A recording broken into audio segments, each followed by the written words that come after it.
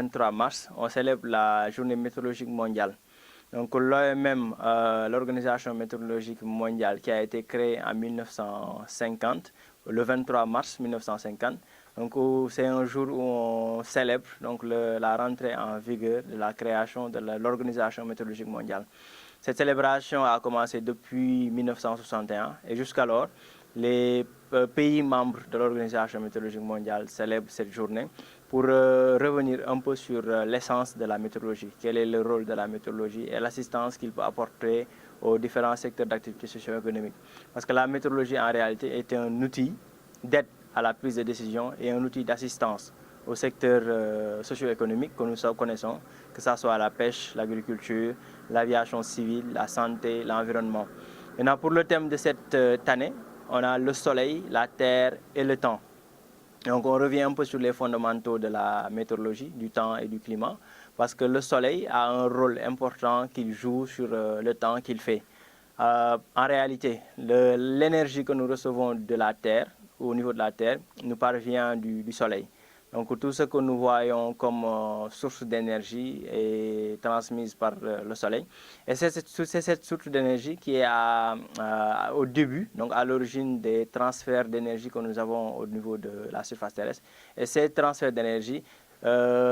provoquent ou bien entraînent les phénomènes météorologiques que nous connaissons, à savoir la pluie, le vent, les températures, la pression et l'humidité. Donc, l'idée, c'est de revenir un peu sur les fondamentaux de la météorologie. Ici, à l'ANACIM, l'Agence nationale de l'aviation civile et de la météorologie, nous profitons de cette journée pour organiser une journée porte ouverte. Donc, on invite tous les sympathisants, nos différents partenaires, les curieux aussi de la météorologie, à venir ici et se familiariser un peu avec la météorologie, cette science qui est censée assister les secteurs d'activité économique et voir aussi les différents services que nous fournissons. Donc l'idée est cela. Demain, samedi, à l'occasion de cette journée, on organise un dîner de gala où les autorités sont conviées et on profite aussi de cette journée qui est organisée par l'ASCAMET, l'Association sénégalaise des cadres de la météorologie, et la FACIM, Association des femmes de l'aviation civile et de la météorologie, pour convier aussi toujours nos sympathisants et revenir un peu sur la météorologie en général. Pour le temps fort de la fin de cette semaine, donc l'ANACIM a annoncé un bulletin météorologique spécial relatif à une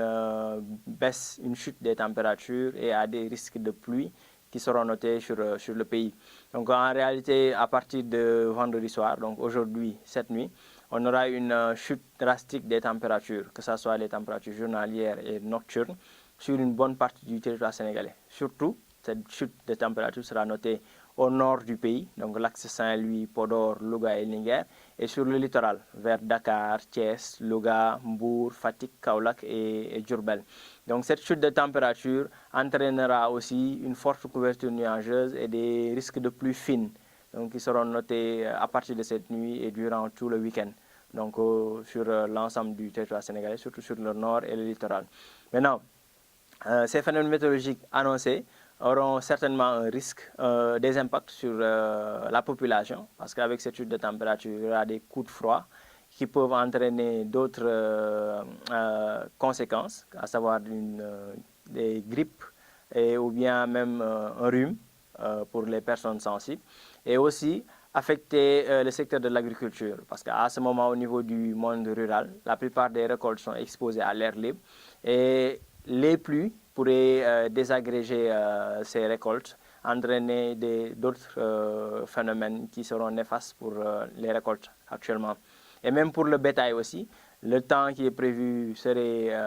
nocif aussi au bétail, parce qu'une chute brusque des températures pourrait entraîner une décimation du bétail. Donc on demande à la population, aux différents secteurs d'activité, d'être vigilants face à ce phénomène et de prendre leurs mesures pour éviter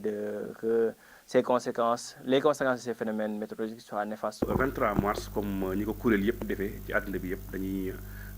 célébrer loo xam ne ñu naan journée mondiale de la météo mooy bis bi nga xam ni ci lañ jagale lépp lu jëm ci mbirum météo météo nag ku ko wax nag wax mooy muy jaww ji ñun li ñuy xool mooy jaww ji lépp loo xam ni am na ci jaww ji muy ngelaw li di taw bi di tàngoor bi di lépp loo xam ni rek am nga ci jaww ji loolu la ñuy liggéey. Donc bu 23 mars jotee dañuy ubbi suñuy bunt nit ñi ñëw ñu mën leen expliquer lan mooy météo lan mooy suñu liggéey mën a jox aussi askan bi ñu mën a xool ñëw xool yan jumtuwaay la ñuy jëfandikoo lu mel ni lu ñuy nattee tàngoor lu ñuy nattee taw ñu mel noonu surtout xale yi dañuy bëgg ñu ñëw bu baax a baax mu nekk benn genre fête donc mooy 23 mars donc loolu lañ koy célébrer donc ñun météo boo xoolee métier boo xam ne la presque fépp la nekk boo xoolee sax ni ñuy soloog ni ñuy def lépp météo la dépendre boo xoolee même tabax ñuy tabax boo demee dëkk bu sedd ni ñuy tabaxee dëkk bu tàng bokkul lépp donc météo moo koy saytu donc li ñuy def mooy dañuy accompagner di dimbali suñu mbokk baykat yi di leen jox ay natt ñu jox ay prévision mooy tax ñuy xam kañ la ñu war a ji kañ la ñu war a deqe période bii day nekk période boo xam ni taw bi day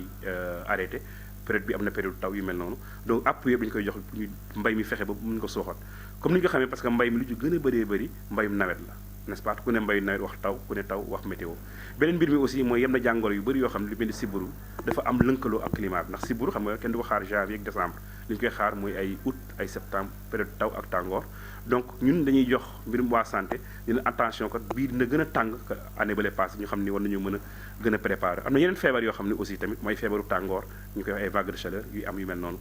donc ñu leen di accompagner mbirum aussi avion yi ngay xam nga accident avion fu mu amee rek ñëpp li ñuy xalaat nan la jaww ji nekk est-ce que nuage la woon niir la woon bu mag est-ce que dafa amoon ngelaw est-ce que nangam donc ñun dañuy accompagner mbir yooyu di leen jox ay natt ngelaw li fu mu toll ngelaw li fort naam fort la yu mel noonu donc leen accompagner moo tax sax d'ailleurs ñu nekk fii ci aéroport bi nga xam fa la suñu agence nekk beneen bi ci des aussi dañuy accompagner suñu mbokk nappkat yi foofu moom la ëppee parce que xam nga nappkat yi ñoom non seulement bu dee baykat moom mën ngaa perte sa jiw waaye bu dee fële moom sa bakken sax boo ci moo di mën ko cee perte moo tax bu ñu gisee ni am na ngelaw lu fort loo xam ni mën naa kii ni niix gàndax geeg yooyu dañ leen koy wax ne leen moytu leen kat géej gi dina bëri gànnax ngeen moytu ko envoyé leen ay message léegi li ñuy jumtuwaay yi ñuy utiliser tamit moom mooy xarale yu bees yi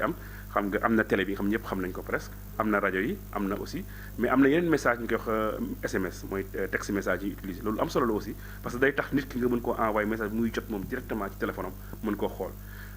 at yi passé nag muy ñaari at yi am na ay lëkkaloo yu bëri yu ñu def ak yenn kuréel comme lu mel ni Jokkalante mën a fexe ba utiliser li ñu naan message yoo xam ne da nga koy dégg kàddu gooy dégg la parce que am na ñu bëri ñoo xam ne jànguñu li gën mooy nga yónni leen loo xam ne dañu koy dégg seen kàddu bu ñu ko yëkkatee mën a xam ni météo wax na nangam donc loolu aussi def nañu ko ci mbir mi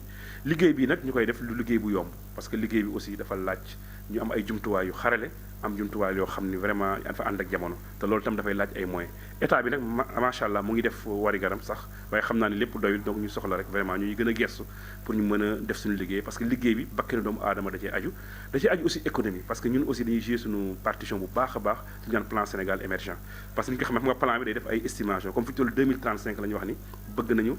lii ak lii xew mais nan la climat di mel 2035 loolu lay question bi ñun dañuy contribuer ci loolu 2035 ndox mi na doy taw bi na wàññeeku tàngoor bi na bëri mbayum ceeb peut-être du entre lool yu mel noonu mën a fexe ba nit ñi mën ko jël donc météo loolu daal mooy métier daaw boo xoolee juróom-ñeent fukki junni la ñuy yónnee lu ëpp juróom-ñeent fukki junni la ñu ne ci message mi 90 000 plus de 90 000 messages yónnee nañu ko ci message mooy SMS te loolu nag mooy ñi nga xam ni ñooy jiitu ñi nga xam ni ñuy yor kuréel gi lañ koy yónnee ñoom ñu mën ko tasaarewaat donc da ngay calculer ne am na yeneen 100 wala 200 yu nekk ci ginnaaw bu dee message SMS bu dee message yi nga xam ne nag moom mooy